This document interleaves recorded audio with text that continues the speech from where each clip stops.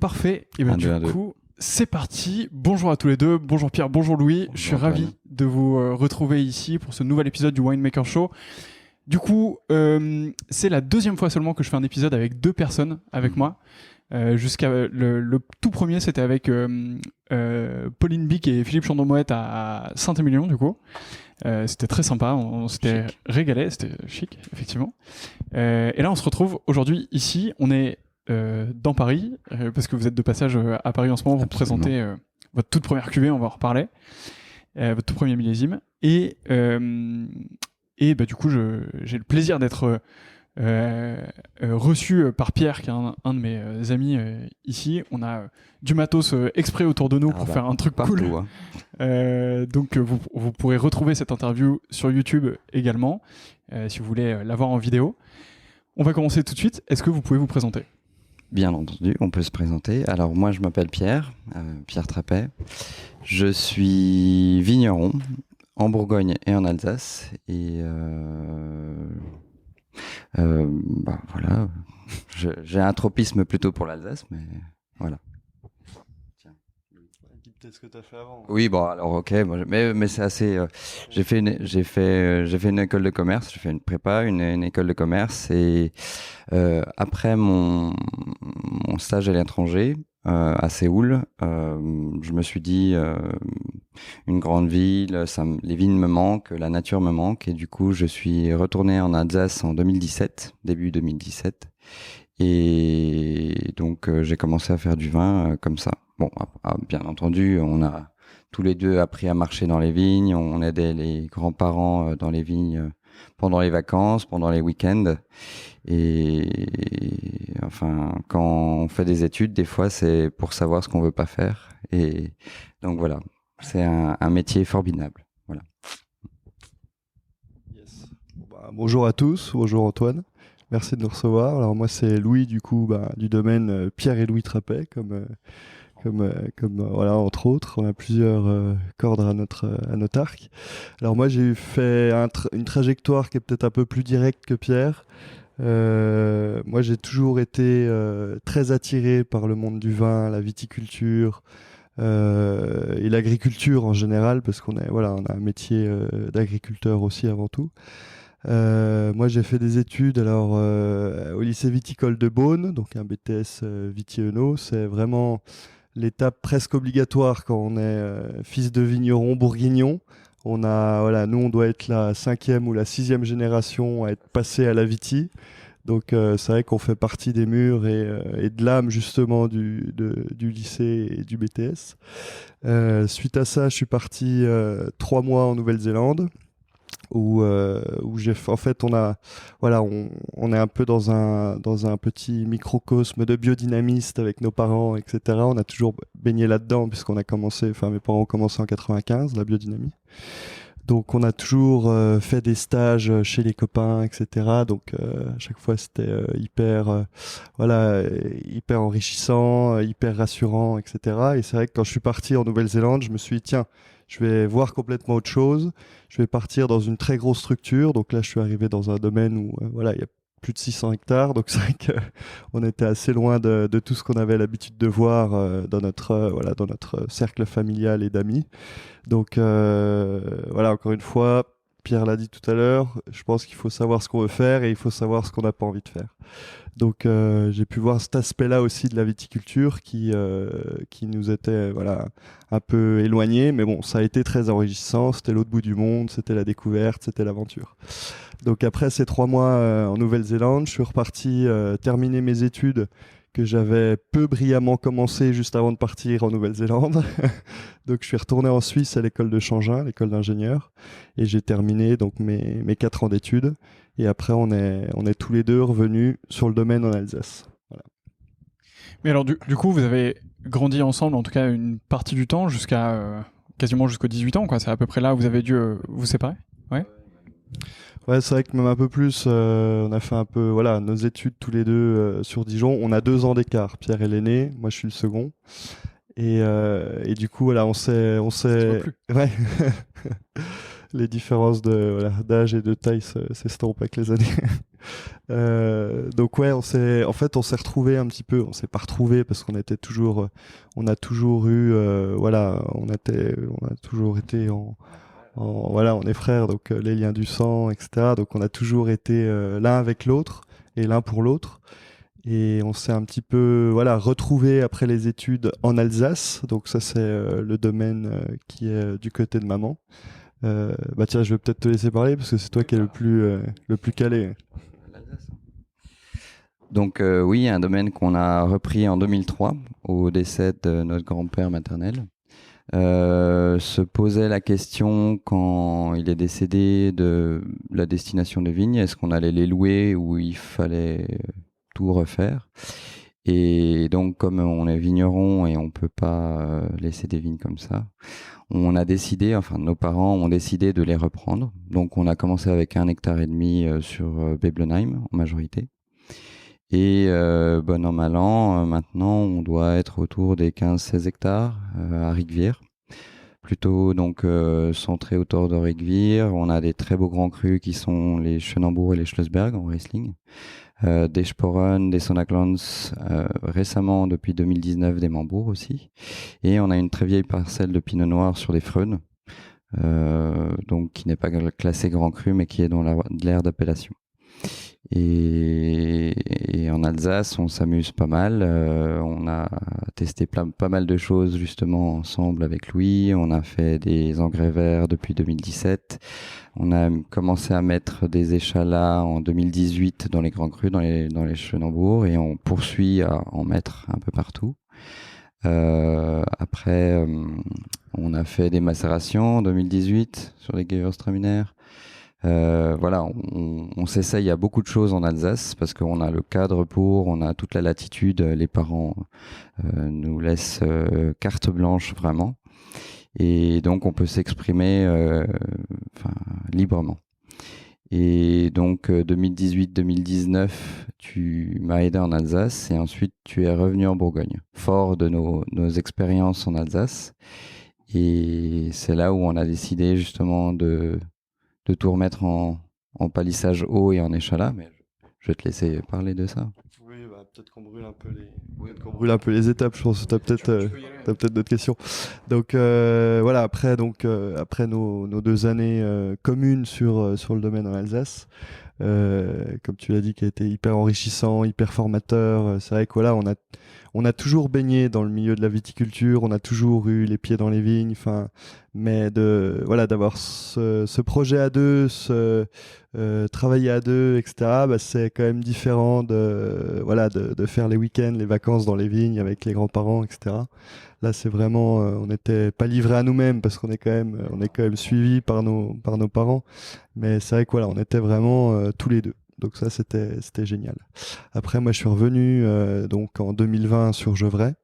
Et c'est là où, justement, avec toutes nos expériences d'échalade, sur les relevés, les palissages, les semis, etc., on s'est tout de suite lancé sur la Bourgogne. Donc c'est vrai que là, il y avait un très gros challenge puisque, alors culturellement, c'est vrai que les choses sont complètement différentes. On est historiquement sur des piquets plus bas en Bourgogne.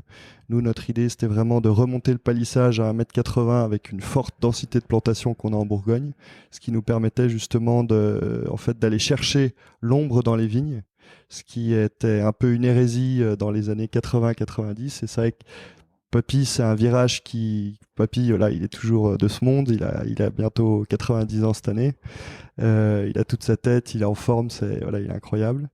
Mais il n'a pas forcément trop compris notre démarche parce que eux cherchaient plutôt la lumière et nous on cherche plutôt l'ombre. Donc ça a été un peu compliqué de ce côté-là. Après on lui a expliqué les choses et comme il est assez intelligent, il a très vite compris qu'on voulait protéger nos raisins, surtout protéger nos sols aussi, parce qu'on a remarqué que avec les chaleurs qu'on a, nous au mois de février, on chope déjà des coups de soleil. Enfin c'est quand même assez hallucinant et déroutant.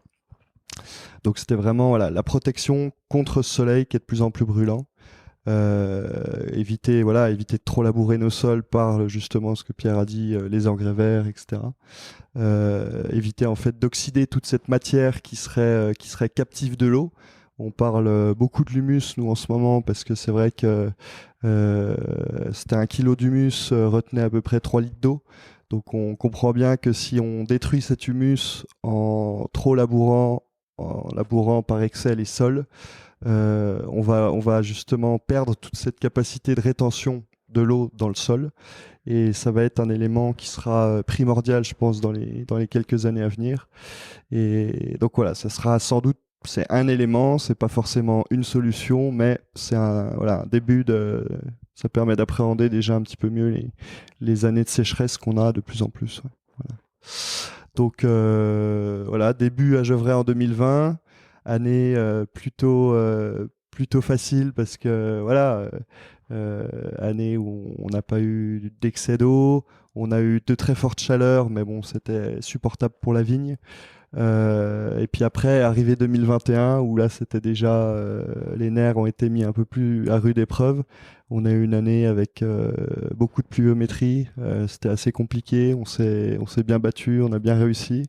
Les vins maintenant se goûtent très bien, ils sont encore en fût, mais voilà, on a fait une grosse dégustation avant-hier, donc on a tout regoûté.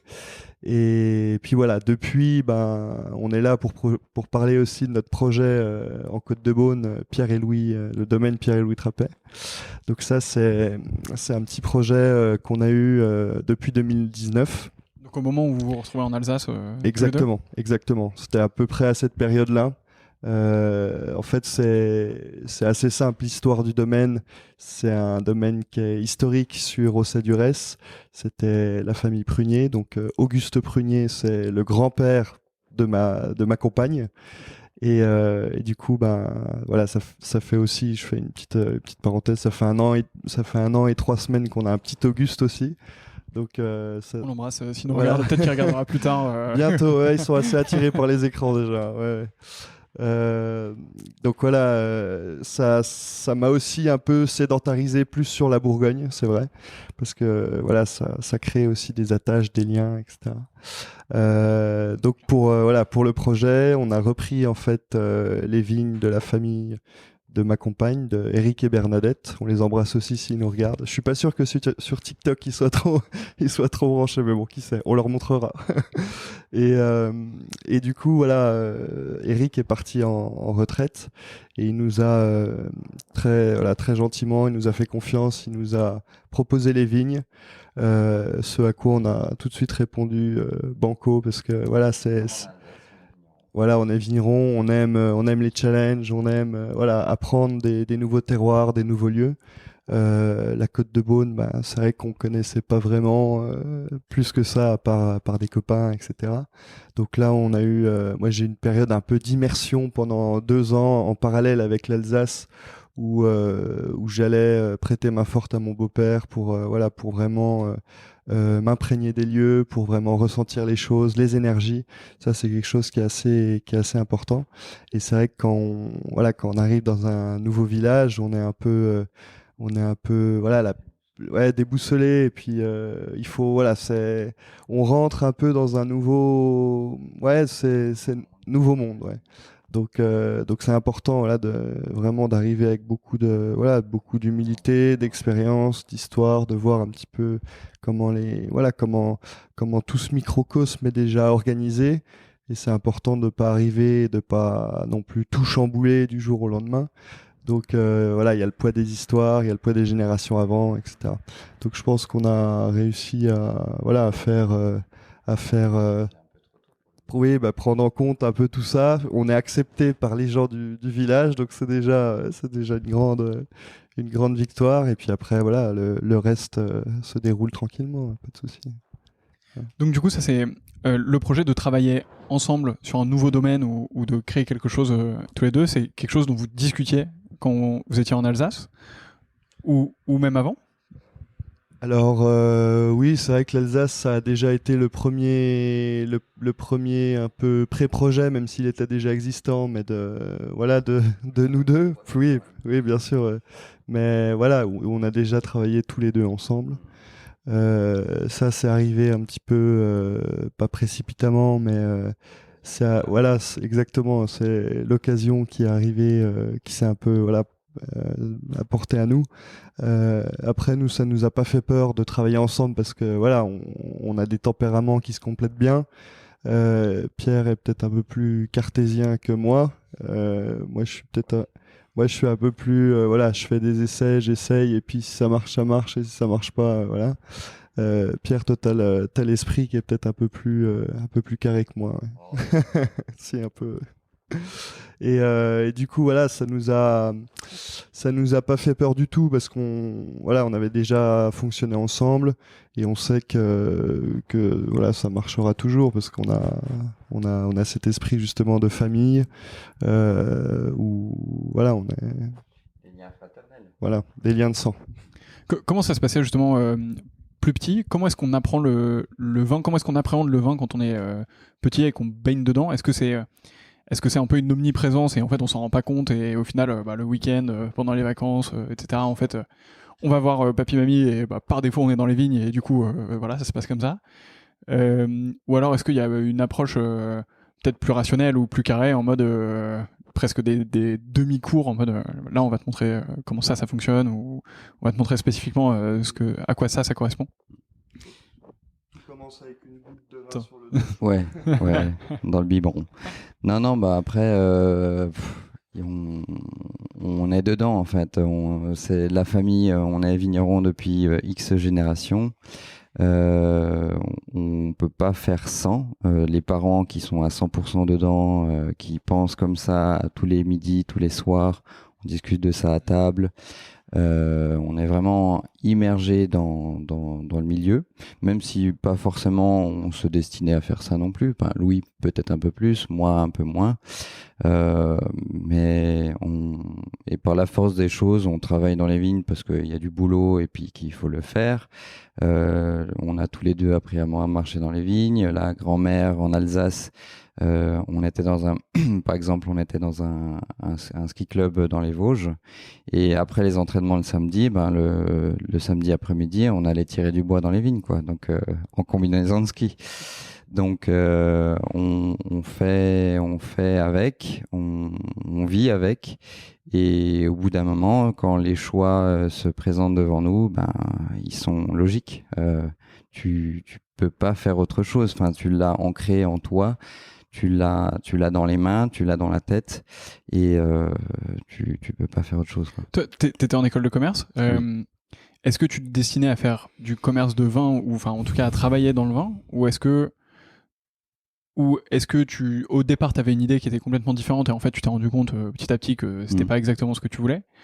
Ou est-ce que tu t'es dit, en fait, t'as suivi la voie classique de je suis pas trop mauvais, je fais une prépa, ça se passe bien, boum, je rentre dans une école de commerce, ça se passe pas trop mal. J'ai pas envie d'être consultant et il y a une opportunité qui se présente et boum. J'ai laissé. Non, tu laisses couler. Enfin, et c'était toujours la prépa. Moi, j'ai préféré la prépa à l'école de commerce. Bon, pas pour les mêmes raisons, mais après, c'était intellectuellement très stimulant. Mais après, c'était aussi pour s'ouvrir à autre chose, voir un peu de pays. Tu faisais des stages dans le vin Oui, ouais, j'ai fait tous mes stages dans le vin. J'ai fait un stage au Cave Le Grand là à Paris, où j'ai fait plusieurs choses, hein. J'ai même fait cuisinier. Et après, j'ai fait un stage aussi en Allemagne chez Björklin Wolf. Et après, bon, j'ai fait mon semestre à l'étranger à Séoul, mais là, pas forcément pour le vin, mais oui, c'est tout forcément lié. Ça reste ultra présent. Tout à l'heure, tu nous as pas mal parlé de l'Alsace.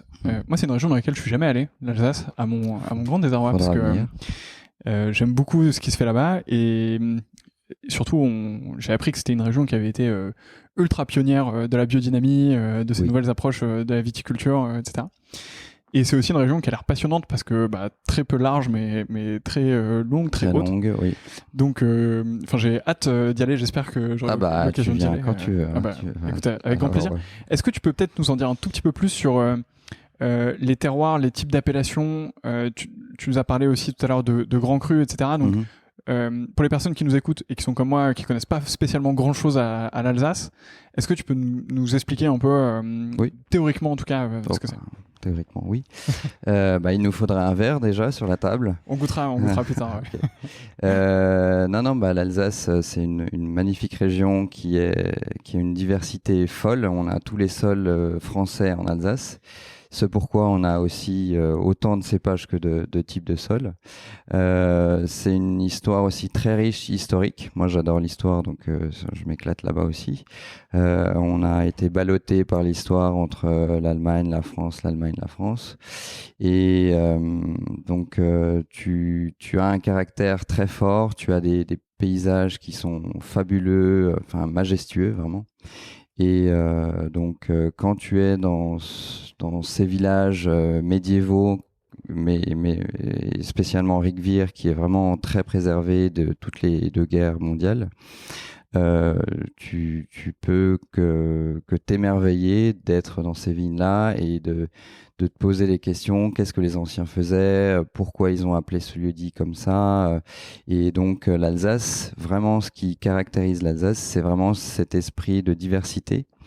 Que tu sois dans la vallée de Kaisersberg où on a des vignes, donc les grands crus Schlossberg qui sont sur des granites, donc des sols très minéraux, donc c'est du sable, hein. Ou alors à Rijkwier qui est plutôt une aire de marne, donc des sols argileux et calcaires qui te font des vins complètement différents. Et tu traverses juste la colline et tu as des choses qui sont extrêmement diverses. Tu as de la diversité et je pense que les anciens qui se sont lancés dans la biodynamie parce que la biodynamie vient d'Allemagne, Rudolf Steiner dans les années 20. Je pense qu'il y avait un esprit un peu plus, je dirais, tourné vers la nature, peut-être un petit peu moins, comme tu disais, cartésien, moins scientifique, mais plus dans le ressenti, plus dans la sensibilité et l'observation. Et ça, quand tu travailles la vigne, les chiffres c'est bien, les analyses c'est bien, mais il faut aussi avoir la sensibilité, le toucher. Ce qu'on a eu depuis tout petit, on a vécu là-dedans aussi, ressentir les choses, ressentir la nature. Et c'est comme ça que tu es beaucoup plus réactif. C'est comme ça que tu vas comprendre la finalité des choses, la globalité des choses. Et c'est pour ça qu'on a vu tout de suite que les semis c'était intéressant, que faire de l'ombre pour avoir des raisins qui ne sont pas au soleil, c'était important aussi. Et tu comprends beaucoup de choses quand tu es sensibilisé à ça. Et la biodynamie en Alsace, vraiment, c'est l'influence germanique qui a fait ça. Et c'est une région qui est un petit peu en retrait aujourd'hui, qui a eu marché à l'époque. Historiquement, c'était une des régions les plus dotées dans le Saint-Empire romain germanique. C'était la région la plus au sud, donc ça faisait les vins les plus complets et complexes. Tous les empereurs autrichiens se battaient pour avoir des vins alsaciens. Et alors ça a un petit peu évolué quand ça a été annexé 1648 à la France, parce que avant on avait le commerce, on pouvait mettre nos vins sur les bateaux sur le Rhin, et une fois qu'on a été français, la route a été coupée, il fallait traverser les Vosges. Donc là, moins de débouchés, donc on est un peu descendu. Et après, il y a aussi, il y a toujours eu en Alsace, comme c'est une terre qui est très très riche, on a pas mal d'eau dans le sol. Il pleut très peu en Alsace, on est à 600 mm d'eau, on est une des régions les plus sèches de France. Mais on a des nappes phréatiques qui sont très proches de la surface. Et donc, on a toujours eu des terres très fertiles. Et on a eu des vins qui étaient des vins de soif, mais aussi des grands vins, des grands crus. Voilà, on peut en citer, il y en a 51. Et donc voilà. Et l'Alsace, donc voilà, c'est très très complexe à appréhender pour quelqu'un qui est de culture plus latine. Ce qu'on appelle en Alsace des Français de l'intérieur, c'est assez compliqué, avec des noms à rallonge et imprononçables. mais ça gagne vraiment à être connu et il y a tellement de choses à découvrir. Et aujourd'hui, comme on est un peu, comme je le disais, en retrait, on est obligé de se démarquer, on est obligé d'innover aussi, pas forcément dans les lieux, mais aussi dans la façon de faire. Les macérations sont très intéressantes. Il y a aussi toute une vague de vin nature qui se met en place. Donc vraiment, c'est une terre d'innovation, une terre pionnière en beaucoup de choses. Donc voilà, faut la découvrir, absolument. Écoute, avec grand plaisir, mais en tout cas, ça me donne vraiment envie d'y aller. Il faut vraiment que je fasse quelque chose Ouais, bah on ira. à vélo et tout. En plus, ça a l'air super cool à faire. Un peu vallonné, mais. Ah bah oui, là il faut un vélo électrique. Hein. Il faut un vélo électrique, ouais. Tu sous-estimes la puissance de mes cuisses, mais ok. Non, mais ultra intéressant. Donc, tu parlais de biodynamie. Vous, c'est des pratiques dans lesquelles vous avez baigné depuis tout petit, depuis en fait. tout petit. Ouais. Vous sentiez que c'était un peu différent pour l'époque, ou peut-être en cours, ou peut-être dans tes années de BTS Vitivino, ou c'était déjà quelque chose qui était... Non, alors pour mes années de BTS Vitivino, bon là je vais pas faire de la pub à la Viti, mais on en a très peu parlé en fait. Tout ce qui est un peu ésotérique, en général, c'est assez loin de ce qu'on apprend dans les manuels et les manuels qui sont pas forcément très à jour aujourd'hui. Non, nous, on a eu cette sensibilité parce qu'en fait, on a toujours baigné dedans. Mes parents, ils nous ont toujours, voilà, on a fait beaucoup de stages, des stages de sensibilisation, voilà, où on a fait des préparations on a mis des boosts dans des cornes. Enfin voilà, on a toujours fait ça quand on était gamin. C'est vrai que voilà, là c'est peut-être c'est jeté un peu violemment, mais voilà, on a toujours baigné un peu dans ce truc-là où on a fait voilà des stages sensoriels. Des levées tôt pour aller pulvériser. Ouais, exactement, ouais, des levées tôt, ouais. Devant une fleur, il te demande de lui demander son nom. Voilà, ouais, c'est ça, ouais, d'essayer de rentrer en contact avec le végétal, ça c'est quelque chose, on n'arrive toujours pas, mais mais voilà, à goûter des trucs, voilà, on fait encore quelques stages comme ça qui sont super enrichissants. La dernière fois, on était en Alsace et c'est vrai qu'on a goûté vraiment tout du cep de la vigne. Donc, il faut manger des racines, il faut manger des écorces, il faut manger des vrilles, il faut goûter les feuilles, il faut manger les fleurs. Enfin, il faut vraiment tout goûter pour essayer de ressentir un petit peu l'énergie que la plante a et éveiller nos sens et éveiller un petit peu l'essence de la vie. Je pense qu'il faut essayer de rentrer en compréhension. On n'arrivera jamais à tout comprendre du végétal, ça c'est évident. Mais il faut essayer de créer une symbiose justement entre le végétal et nous. Et c'est pour ça aussi qu'on est reparti d'un point de vue un peu plus technique sur les échalas. Parce que vraiment, quand on se balade dans nos vignes, enfin on se balade, quand je dis balade, c'est travail, mais bon, nous c'est une passion, donc c'est une balade, on a vraiment un ressenti particulier. On a vraiment une sensation d'apaisement, de liberté. On s'est vraiment affranchi de tous les fils de fer. Donc c'est vrai que la vigne, qui est une liane, pousse librement. Donc ça, c'est quelque chose qui est assez intéressant. On n'a plus cet aspect deux-dimensionnel du rang. On peut faire le tour. On ressent vraiment une énergie particulière au sein de ces échalas. Donc ça a été aussi pour nous une super découverte. C'est une découverte qu'on a faite en Alsace, mais aussi chez d'autres copains en Bourgogne qui s'étaient lancés un petit peu avant nous. Et c'est vrai que la sensation de bien-être en arrivant dans des vignes comme ça, elle est absolument fantastique. Mais il faut avoir été sensibilisé auparavant. Il faut pouvoir justement ressentir ces éléments d'énergie. Et ça s'apprend pas dans les livres. C'est de la pratique, c'est de la sensibilisation. Et voilà. Ouais, c'est assez marrant. Moi, c'est quelque chose que je connaissais pas du tout avant de vraiment m'intéresser au vin et de, tu vois, commencer à essayer de comprendre un peu les différentes pratiques. Je pense qu'une des toutes premières personnes qui m'en a vraiment parlé, c'était Michel Chapoutier, il y a genre 2 ans, ou un truc comme ça. Il m'avait parlé d'une expérience qui était ouf, où ils avaient fait une sorte d'électrocardiogramme à la plante. Et en gros, tu t'approchais d'elle normalement, et après tu t'approchais d'elle avec un briquet. Et en fait, tu voyais que les réactions étaient pas du tout les mêmes. Et c'est en mode, mais en fait, what the fuck, tu vois. Enfin, c'est du vivant. Ouais.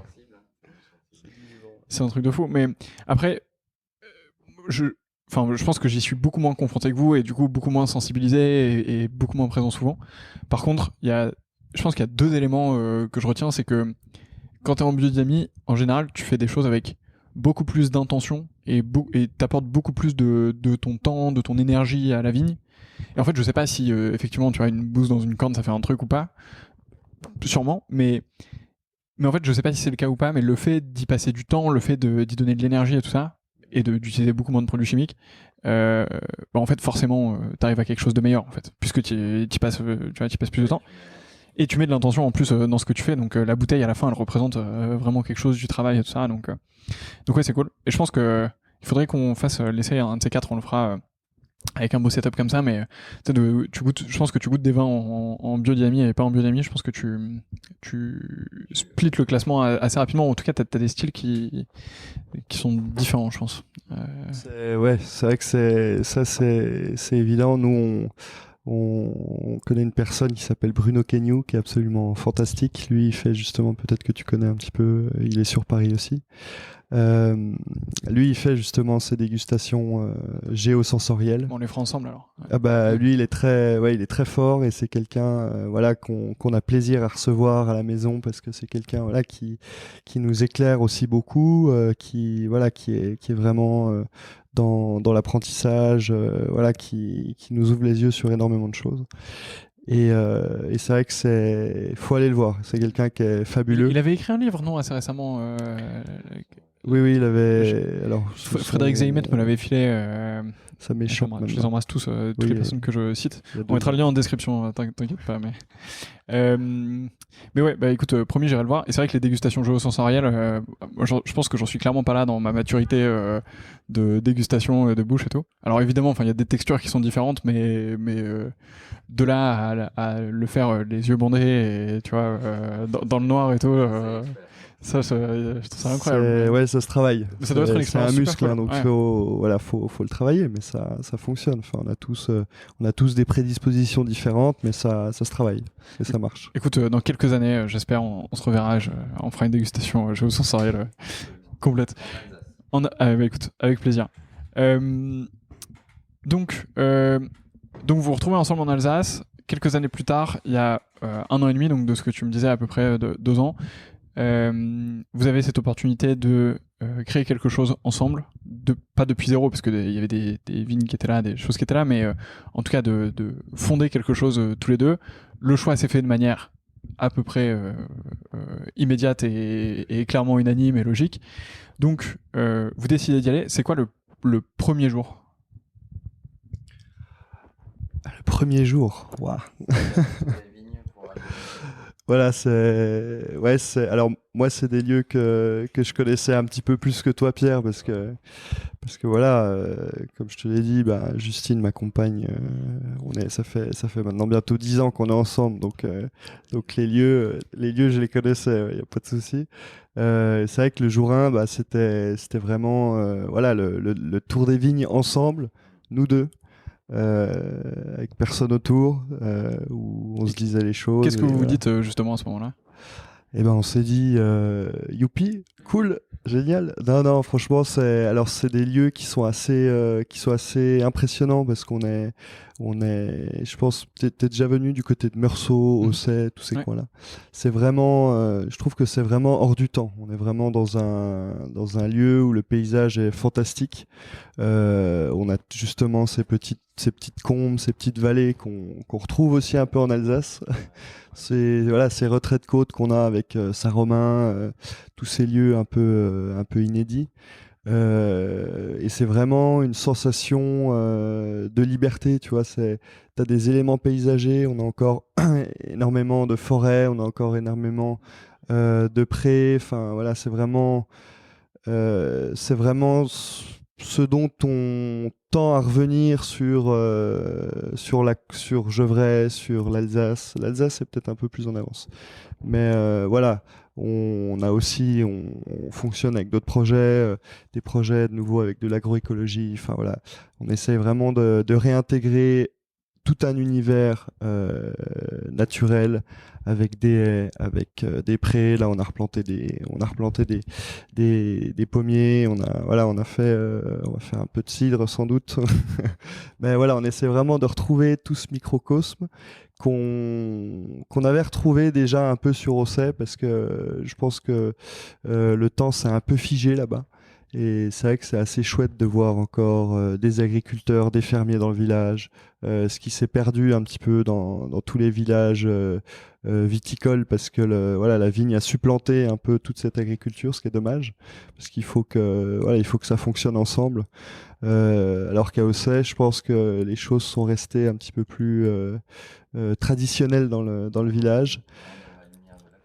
Voilà, et c'est vrai que nous, ça nous a fait un grand bien d'arriver à cet endroit-là, et on s'est dit, bon, tout n'est pas perdu. Voilà. Donc ça, c'était vraiment le premier jour. C'était un grand souffle nouveau. Ouais. Après, on découvre les lieux à deux, on va dans les parcelles, on ressent le sol, on ressent l'atmosphère générale, le climat, l'inclinaison de la côte, l'orientation. On étudie aussi, on a des très très vieilles vignes aussi. On a pas mal de parcelles qui sont plantées dans les années 30, une 45, vraiment, on a des très vieilles vignes, des vieux pieds. Tu comprends comment elles ont été travaillées avant. Donc ça c'est vraiment le premier jour, le premier tour qu'on a fait dans les vignes. Les noms sont quand même évocateurs aussi. C'est assez marrant, des fosses, les hautés. Enfin, tu les comprends quand tu vas sur les lieux, quoi. Et ça c'est très intéressant aussi.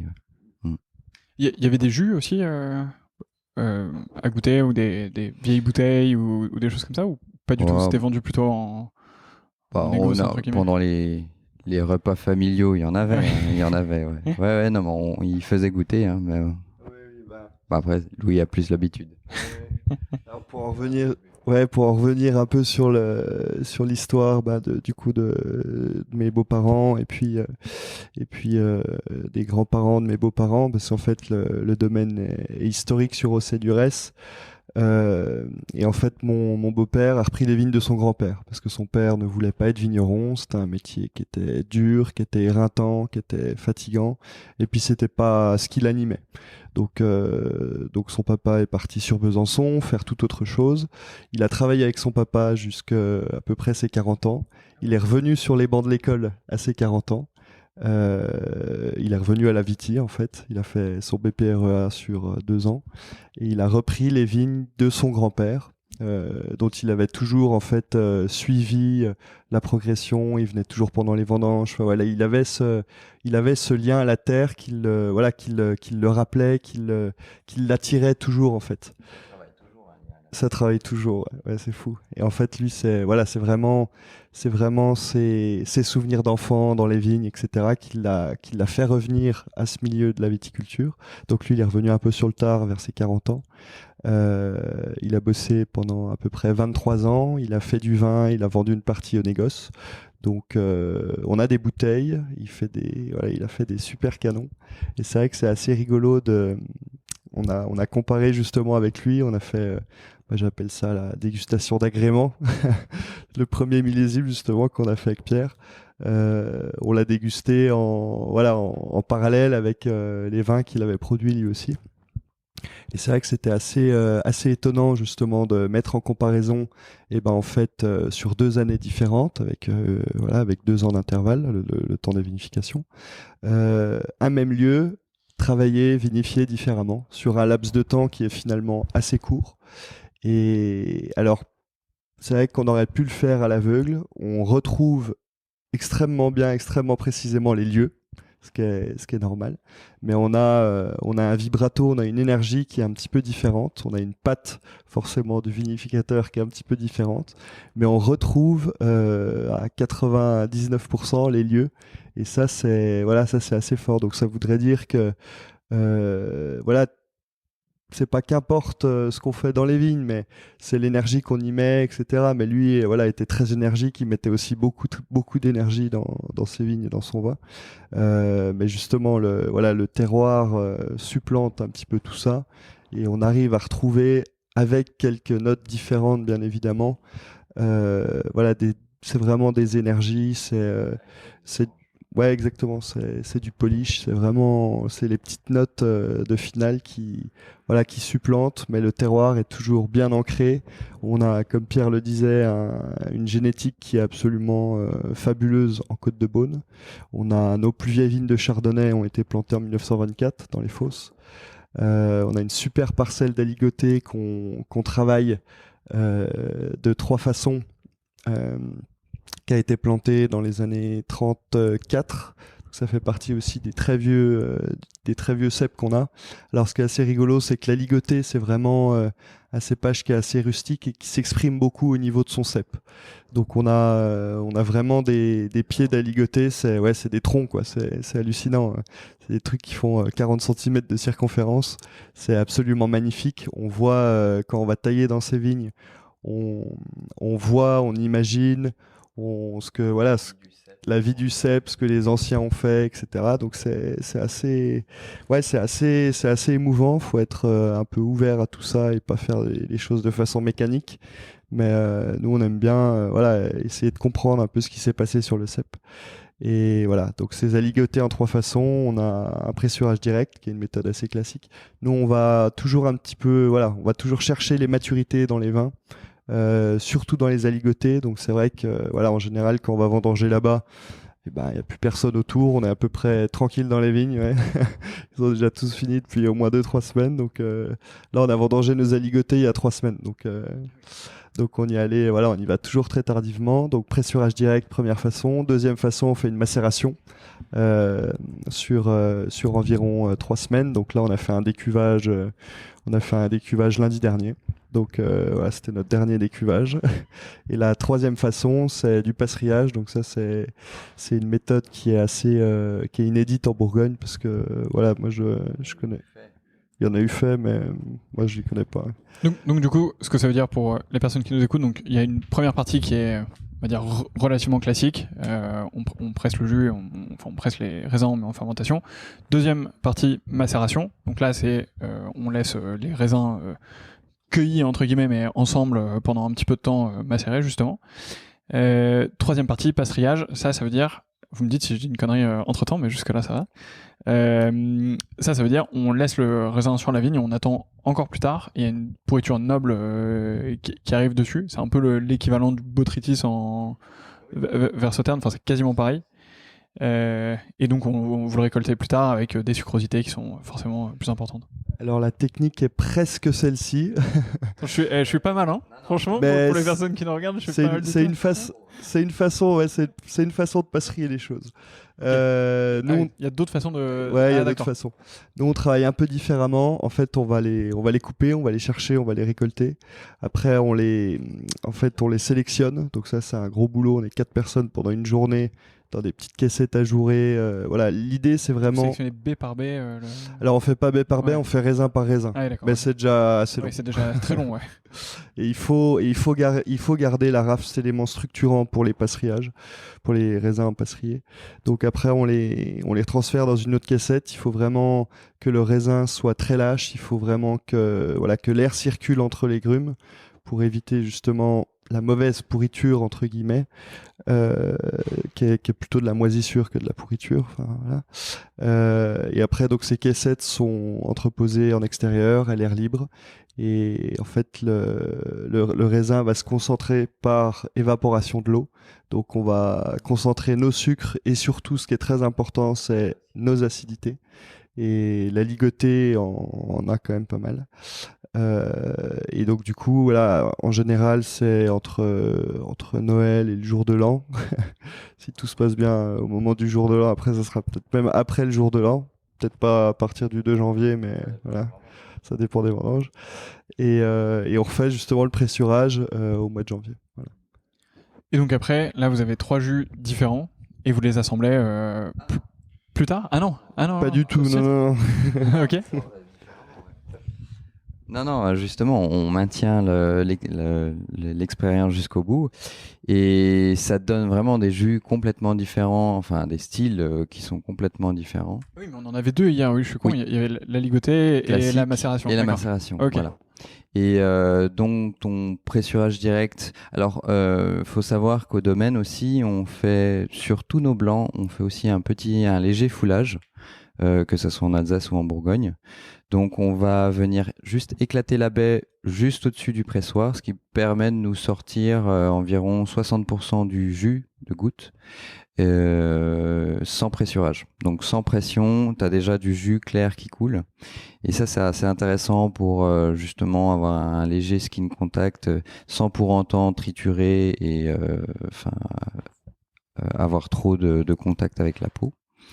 Mais donc ça te permet de tirer aussi des amers, des polyphénols. Enfin, c'est assez intéressant pour la vinification en blanc. Donc ça, c'est le premier pressurage direct. On va faire fermenter en cuve et on le finit en fût. Ensuite, on a la macération. Donc, comme tu disais, c'est comme un rouge. On va mettre les baies, ça va macérer ensemble. Et ça, c'est très intéressant pour justement aussi au niveau technique, au niveau du réchauffement climatique. Avec l'évaporation, tu vas perdre un petit peu d'alcool. Donc, quand tu as des cépages qui montent trop, c'est pas le cas de la ligotée, parce qu'on a des belles maturités, mais on dépasse jamais les 13 degrés. Tu vas perdre du sucre ou de l'alcool. Et ça te permet d'avoir un niveau supplémentaire dans l'aromatique, dans les tanins, ce qui est rare dans du blanc, ou alors il faut serrer le pressoir très fort. Mais ça te fait vraiment quelque chose de complètement différent, un autre espace d'expression. Et ton passerillage, tu vas avoir justement un liquoreux qui est intéressant parce que, alors, la ligotée n'est pas non plus, bon, malgré les maturités qu'on a, un cépage très expressif. Mais ça va te faire justement un bel équilibre entre l'acidité et le sucre, une belle longueur, et je pense que ça, c'est vraiment un vin qu'il va falloir garder très très longtemps pour que le vin mange son sucre.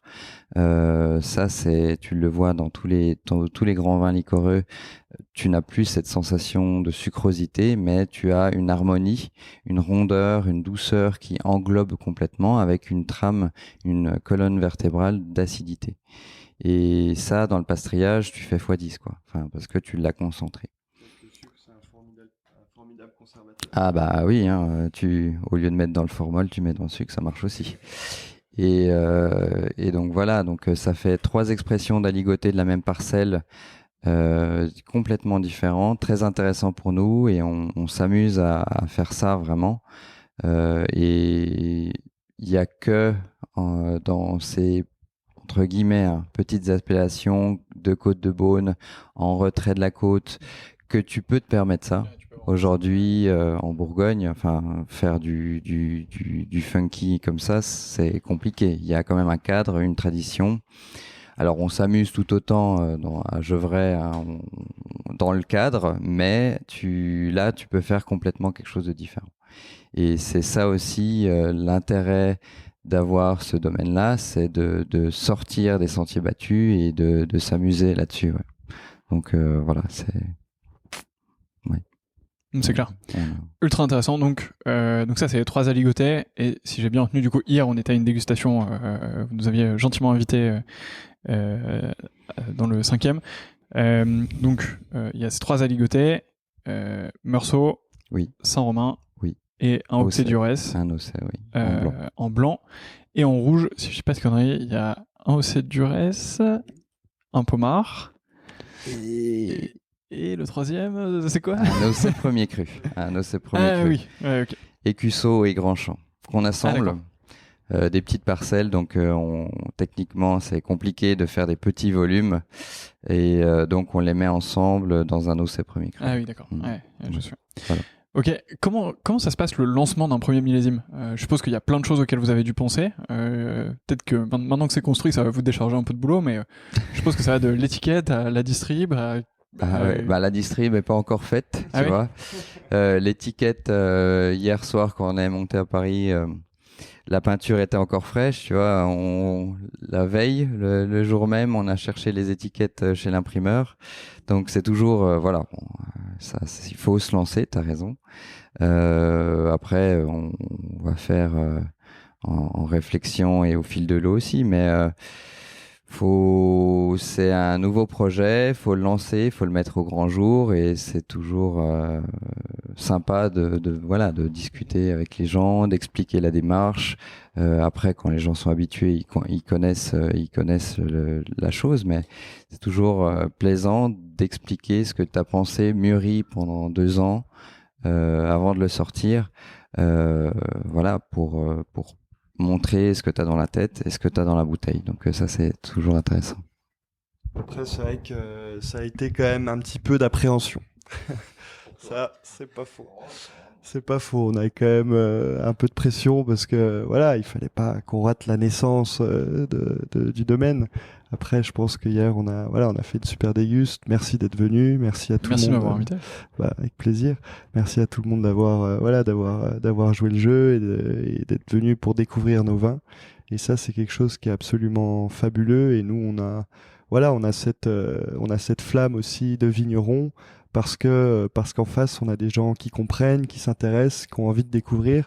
Et ça, c'est vrai que c'est fabuleux. Si on était juste vigneron pour nous-mêmes ou juste pour faire des raisins et pas aller au bout des choses, de pas faire naître des vins, c'est vrai que c'est quelque chose qui, voilà, on serait peut-être un peu moins passionné, on aurait un peu moins la flamme, je pense.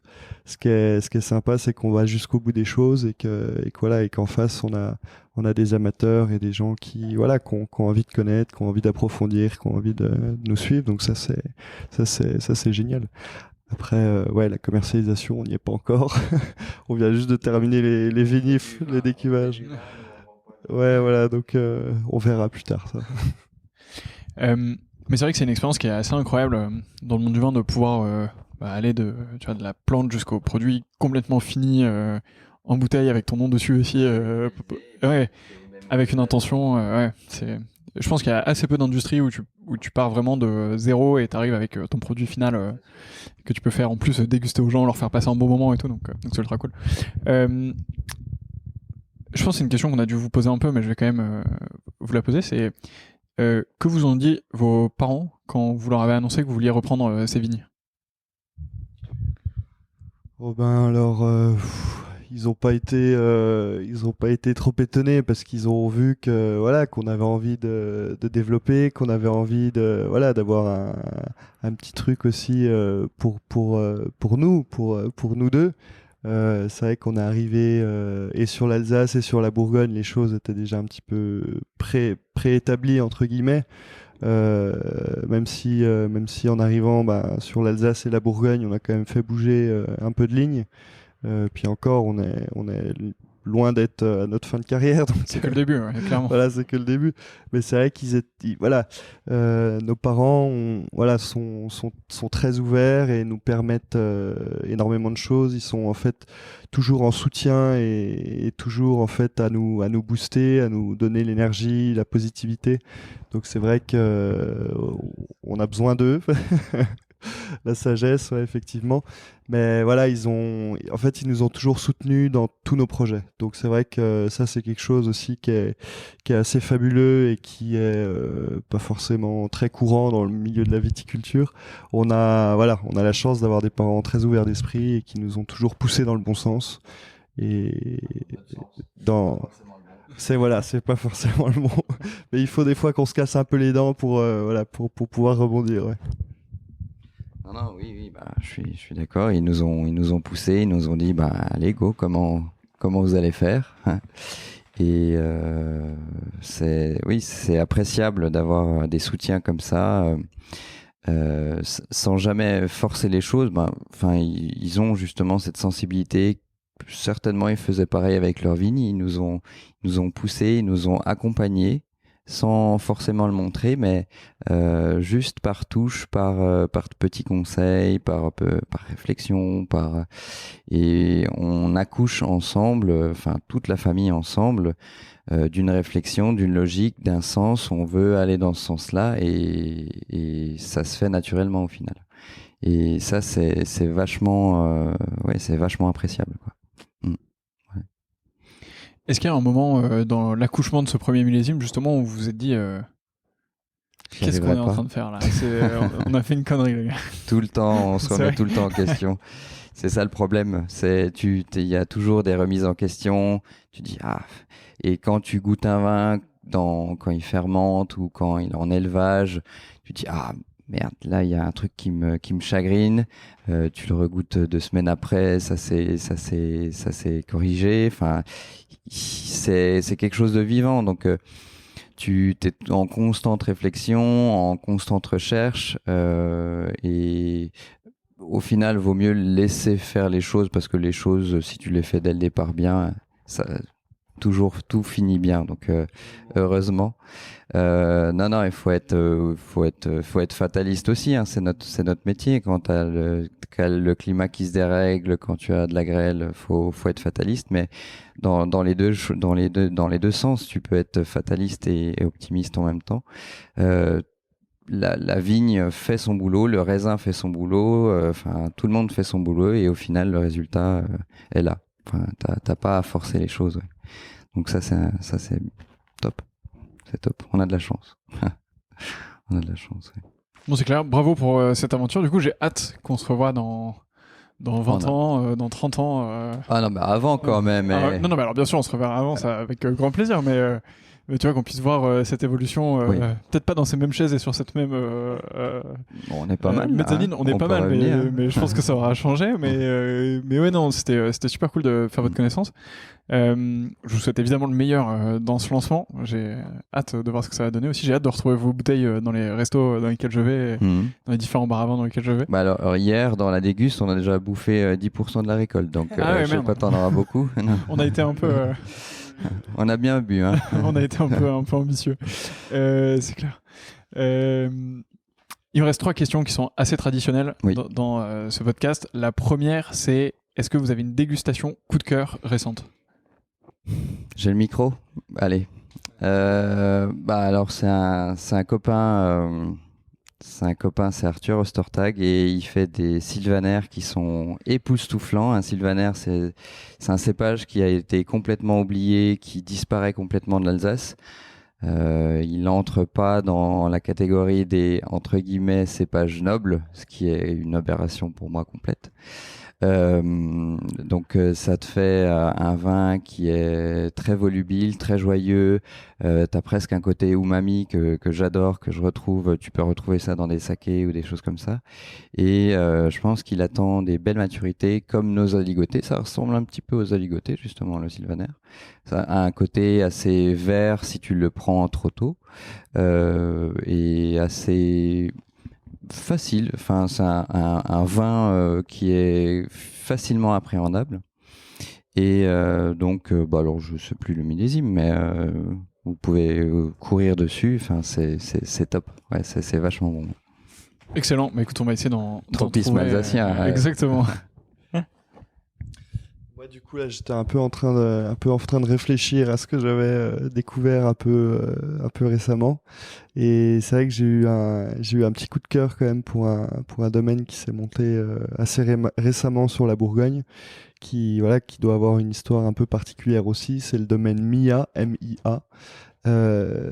C'était une découverte pour moi parce que j'en avais un petit peu entendu parler. C'est vrai que voilà, c'est des domaines qui sont assez nouveaux, mais j'ai eu justement ce ressenti d'émotion, ce ressenti d'énergie dans cette bouteille, et c'est vrai que c'était assez plaisant. Donc voilà, ça c'est un domaine que je viens de découvrir, dont j'avais entendu parler, mais voilà, qui fait des super vins. Voilà. Top. Et ben, 2 belles recommandations. Alors, ce sera évidemment dans la description du podcast aussi pour les personnes qui nous écoutent, dans la description des vidéos pour les personnes qui nous regardent. Est-ce que vous avez un livre à me recommander sur le vin? Vous allez me dire le Steiner. On va commencer avec toi, Pierre. Non, c'est de la provoque. Non, c'est un livre, c'est pour les amoureux de l'Alsace. C'est un livre écrit en allemand, désolé. Et vraiment être amoureux de l'Alsace. Ah ouais, là il faut aimer. Non, et c'est vraiment la Bible de la viticulture alsacienne, c'est Das Rebo des Elsass, du chanoine Medarbart. À tes souhaits. Ouais, Tchoum. Et mais pour celui qui comprend, je crois qu'il y a eu des essais de traduction, ils ont dû s'arrêter. Et mais vraiment, c'est quelque chose de très enrichissant si on a appréhendé toute l'histoire et l'essence du vignoble alsacien, la comprendre profondément. Et c'est un livre, alors c'est un livre d'experts, hein, mais ça nourrit la réflexion, ça nourrit le cheminement intellectuel pour tous ceux qui veulent faire du vin en Alsace ou qui veulent vraiment comprendre l'Alsace. Ouais. Bon, je suis désolé, c'est en allemand. Ouais. D'habitude, je dis à mes invités que ce sera le prochain livre sur la table de chevet, mais là, il va falloir attendre que j'apprenne l'allemand. Ouais, d'abord, il faut que j'apprenne l'allemand. Mais... Puis, à mon avis, il faut que tu mettes des étais sous la table de chevet parce que c'est un bouquin qui est assez épais quand même. Et il faut à peu près, sans doute, 6 mois de lecture hein, pour en finir. Je suis même pas sûr que tu sois encore allé jusqu'au bout. Là. Voilà, tu pioches. Non, c'est... Voilà, moi je parle moins bien allemand que toi, donc je te laisserai faire la traduction. Et puis après, pour ma part, moi c'est un peu plus léger, c'est un peu plus rigolo. C'est le bouquin. Tiens, ce matin quand on s'est réveillé avec mon fils Auguste, c'est le premier bouquin qu'il a chopé, il tourne des pages, il montre du doigt et c'est vraiment assez amusant.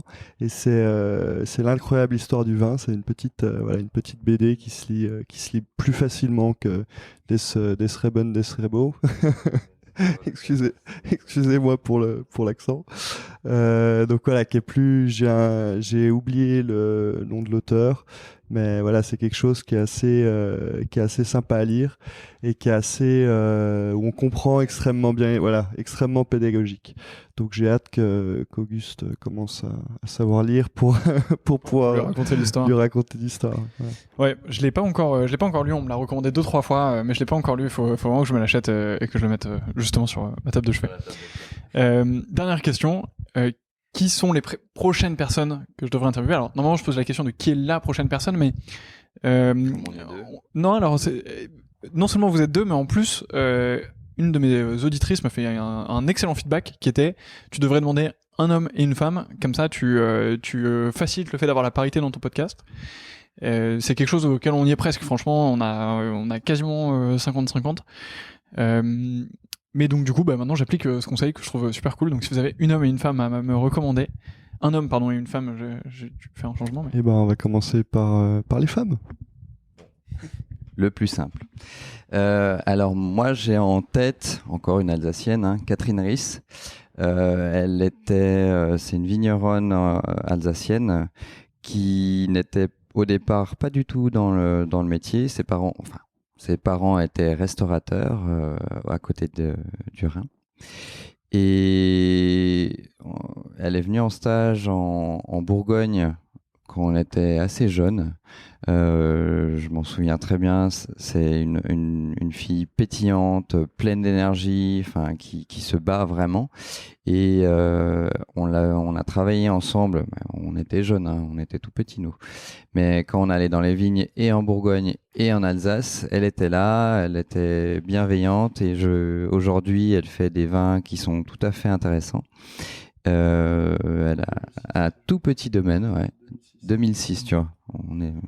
On vieillit. Et c'est quelqu'un, une vigneronne qui s'est battue dans la vie,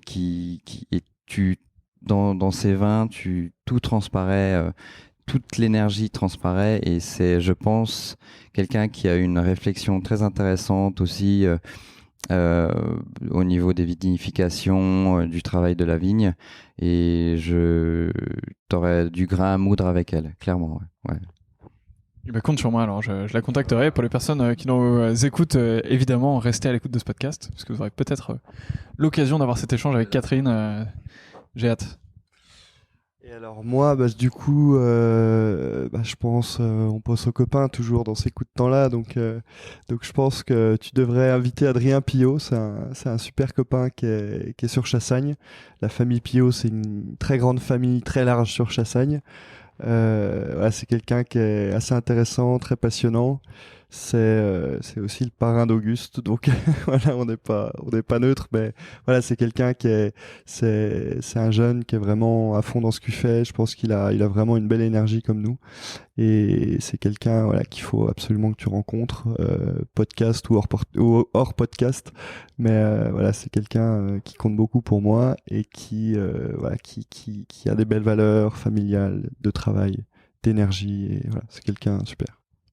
Top. Et ben merci à tous les deux pour tout ça. Merci Merci à pour toi, ces Antoine. recommandations. Merci d'être venu jusqu'ici aussi.